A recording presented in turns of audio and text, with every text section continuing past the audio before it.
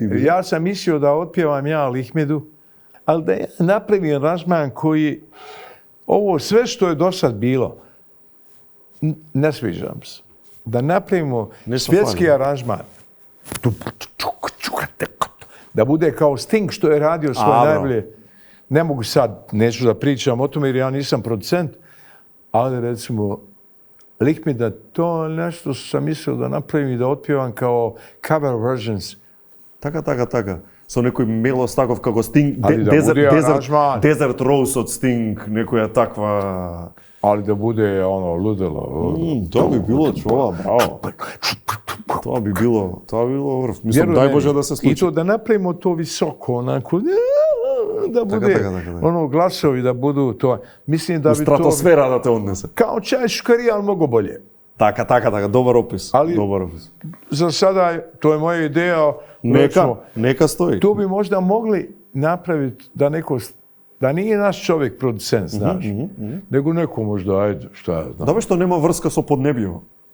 Pa neko možda da bude koji je čovjek sa strane. Znaš, Така. Neki Francuzi jako rade dobro ove pop muziku, znaš. Плюс и имаат оној alžirski, afrički melos da zaradi... napravimo taj poluetno, Taka. ali sa dole dobrom osnovom koja ljudima prija. Znači, je važno da ti prija. Čim tebi ne prija taj neki ritam ili nešto, onda je... Vidi, čim ја имаш желбата и ти си сепак чола, знаеш, ако би се случило, би било фантастично. И дај Боже да се случи, мислам, ние навиваме. Ne, to mi je slučajno palo na pamet Lihmeda, koja je već Miki Evremović je pjevao, pa su pjevali pokojni Miki Evremović, pa onda su pjevali stotine izvođača, ali to je melodija koja je vrlo lukava, koja još nije iskorištena i tekst u pravom smislu koji bi ja doživio sa moje strane. Другите се повеќе. Јовано, Јованке, македонско девојче се многу по-испеани. Управо си. Ne treba pretjerano biti. Upravo si. Ali ili možda neka druga pjesma.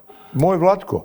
Ja i moj Vlatko smo često razmišljali o tome, ali je, znaš, nema, jedna je ova što je, to je, mislim, teško je to naći takve pjesme, ne možeš ti, ali ima toga u makedonskom melosu, ima toga jako puno. Samo je pitanje kako ga iskoristiti, znaš. Овозможено од Нутриция Аптамил 3, млеко за деца над 12 месеци.